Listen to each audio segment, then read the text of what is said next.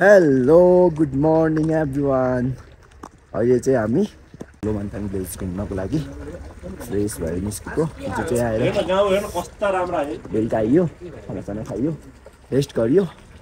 त्यसपछि लाएर राति सुत्न पनि एकदम गाह्रो भइरहेको थियो। दबाई खाएर सुत्दा पनि निन्द्रा लागिरहेको थिएन। अनि त्यही भएर अहिले बिहान उठेर फ्रेस भएर त्यस्तो गाउँमा घुम्न हिँडेको हामी चाहिँ। लोमान्थाङ भिलेज पुरै घुमिन्छ, त्यसपछि लाएर माथि गुफा गइन्छ, त्यसपछि लाएर बोर्डर गइन्छ, त्यसपछि लाएर रिटर्न टु आज तातो पानी बस्ने हाम्रो प्लानिङ छ। सो हामी प्लानिङ अनुसार नै चलिरहेको छौँ अहिलेसम्म। त्यही भएर चाहिँ अहिले हामी घुम्दैछौँ। कस्तो राम्रो छ गाउँ पनि। अहिले त हामी गाउँको एकदमै छेउमा छौँ कि तपाईँ देख्न सक्नुहुन्छ घरहरू पनि कस्तो राम्रो चिटिक्क चिटिक्क परेको होइन। देख्न सक्नुहुन्छ दाइहरू बिस्तारै बिस्तारै हिँड्नुभयो। उहाँ चाहिँ अघिल्तिर ब्लग पनि ओए मिस भइहाल्यो नि। उही कस्तो राम्रो ठाउँ यार। वाउ, तपाईँ देख्न सक्नुहुन्छ कति ठुल्ठुलो छ नि। यो पुरानो भिलेज हो नि त लोमान्थाङ भिलेज त। यहाँको मान्छेहरू के भन्छ अरे तासितेले। हामी चाहिँ भित्र गल्ली गल्ली घुम्दैछौँ। तासितेले एभ्रिवान। कस्तो राम्रो राम्रो छ है। तपाईँ देख्न सक्नुहुन्छ। तपाईँहरू पनि आउनु भयो भने यो भिलेज चाहिँ नछुटाउनु होला। मेन गेट उता छ, यता घुम्ने प्लेसहरू छ अरे होइन आमाले भन्नुभएको। तपाईँ देख्न सक्नुहुन्छ।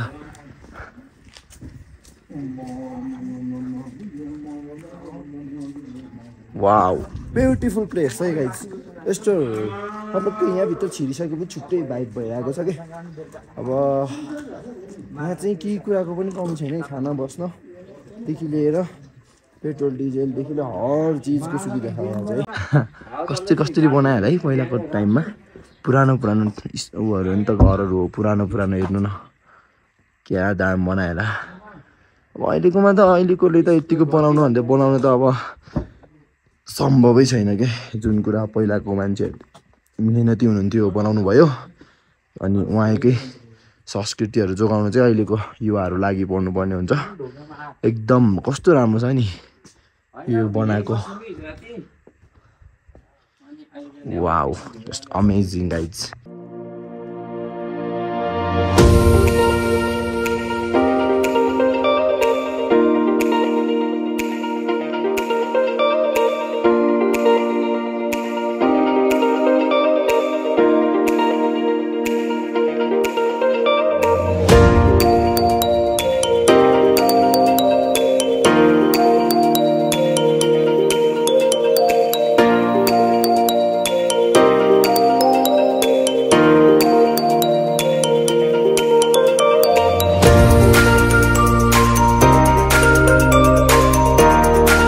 अब भित्र बिस्तारै जान्छु है।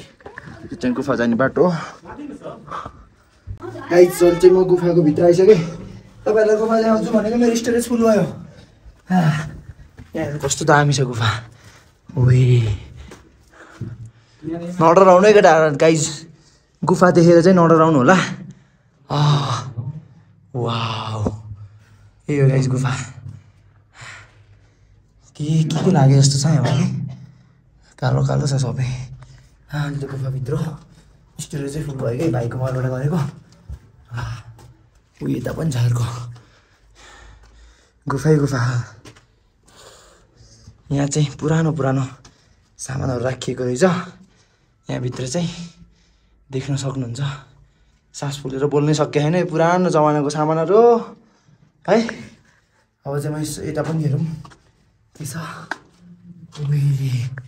डर लाग्दछ यार ठाउँ पनि यार। पुरै भित्र जानै डर लाग्दछ। कसरी जानु। यही हो गाइस गुफा है त। भएर म अरू ठाउँ कस्तो छ हेर्छु। हाम्रा बाजेहरूले भन्नुहुन्थ्यो हजुर यहाँ चाहिँ एउटा पालबाट छिरेपछि कता गइन्छ कता तले छ। हजुर एउटा गुफाबाट अर्कोबाट अर्को कोठाहरू जस्तो त्यस्तोमा बस्न भोटेहरू भन्नुहुन्थ्यो कि। त्यही सबै मलाई थाहा छ। हस् धन्यवाद। म बिस्तारै उक्लिँदैछु है। उक्लिँदैछु भरे फाल्टा उयो जता हेऱ्यो त्यतै फाल्टै छ। के हेर्नु कस्तो खतरा कि। यस्तै त हाम्रोमा त मान्छे राख्छ नि त। यस्तै नै ओए अमेजिङ भ्यू है गाइज हेर्नु है कस्तो खतरा खतरा पनि फेरि अरू ठाउँ पनि हेरौँ हेर्नु कस्तो छ यहाँ पनि दामी छ कि भ्यू हेर्नु त हरेक पलबाट भ्यू दामी देखिन्छ ल अल्लाहु अक्बर ला इलाहा इल्लल्लाह अल्लाहु अक्बर अल्लाहु अक्बर यस्तो डर लाग्दो ठाउँ छ ए आमा कसरी बस्यो होला पहिला मान्छेहरू यार ला डर लाग्दो छ हौ गुफाहरू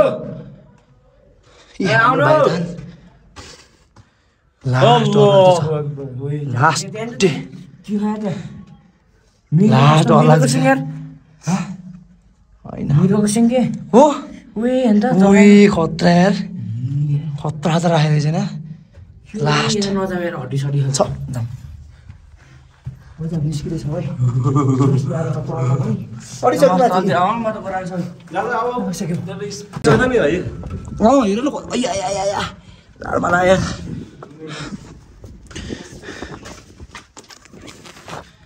एक्सपेक्ट छैन हस्यो भने फेरि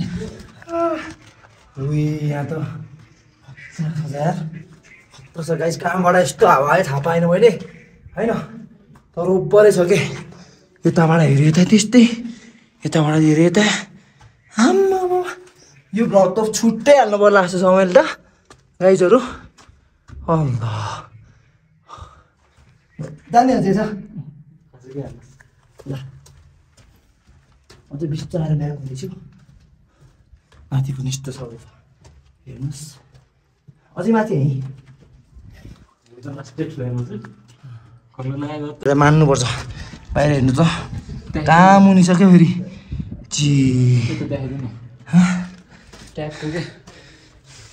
रुम मिलेको के हो एक घन्टा रुम मिलेको छ तर सबको आफ्नै रुम के फेरि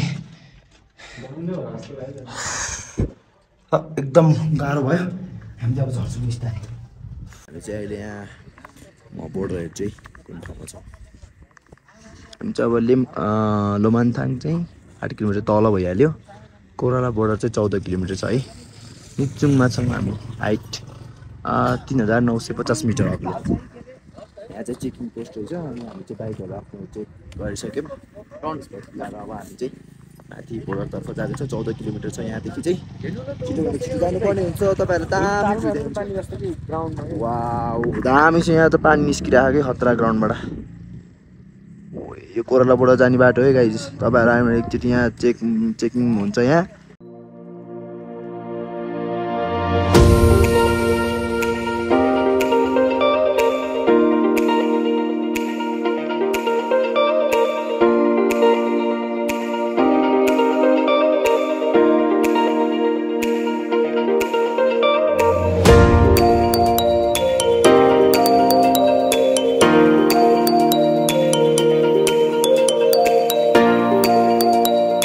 नजिकै छ हामी चाहिँ यहाँ छौँ है 2जना मात्र छौँ दाइहरू चाहिँ पछि आउँदै हुनुहुन्छ एकैछिन ओ परे हावा चल्यो चिसो हावा चलिरह अनि त्यसपछि लाएर हातको मेरो हालत यस्तो भइरह हेर्नै नसकी पुरै रातो पुरै वहाँ टाढैसम्म पुरै याकै रहेछ यतातिर चाहिँ अब हामी चाहिँ बोर्डर पुरै धेरै टाढा होइन यहाँबाट 10 मिनट पुगिन्छ मजाले यादको नजिक जाँदैछ है कति धेरै छ हेर्नु न बच्चाहरू छ यहाँको ठुलो माउले चाहिन्छ बोर्डरहरू चाहिन्छ कि अब धेरै छैन किन पो दाइहरू ढिलो आउनुभयो आएकै देखिएन बाटोमा यहाँ यस्तो स्टेट छ नि है खुल्ला के लास्ट खुल्ला छ कि केही छैन यताउता सिधै चाइनाको त्यही बोर्डर र त्यही गाडी साडी होला उतापट्टि राखेको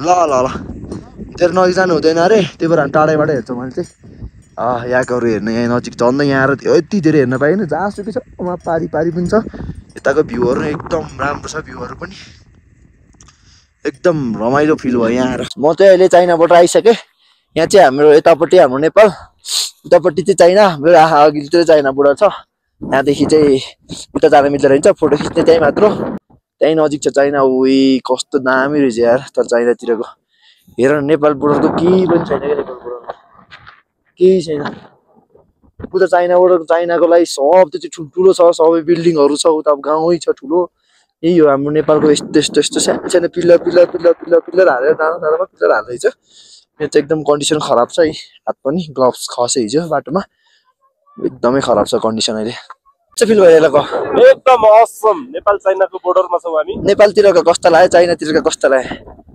तारिरबारी नेपालतिर चाइनातिर त छिर्ने पाइयो छैन नेपालको बिल्डिङहरू खतरा छन् चाइनाको बिल्डिङहरू खतरै छ भएछ कि टेन्टहरू यहाँ चाहिँ यहीँको लोकल मान्छेहरू बस्ने रे यहाँ चाहिँ व्यापारहरू छ मतलब पसलहरू पनि चढ्ने छ अनि हावा चाहिँ ओभरै लागिरहेको छ कि यस्तो चिसो भयो कि मेरो हात त लास्ट क्या हातको कन्डिसन ग्लोभ बिना आएको भएर हातले चाहिँ कामै गरेर आएको छैन अझै नजिक छ के वे मलाई लास्ट मन पर्यो त्यहाँ पारि चाइना त खत्रै छ त यार चाइना जाने त चिया खाने कुरा पनि छ चिया खाने एकदम चिसो भइरहेको छ अहिले चाहिँ छिटो चिया खानु पर्ने हुन्छ लास्टै चिसो हातले काम गरिरहेको छैन साथीहरू एकदम गाह्रो भइरहेको हाई अल्टिट्युडमा छौँ नि त हामी 4600 मिटर उचाइमा छौँ हामी अहिले यहाँ चाहिँ हामी चिया खानुको लागि बस्दैछौँ यहाँ हामी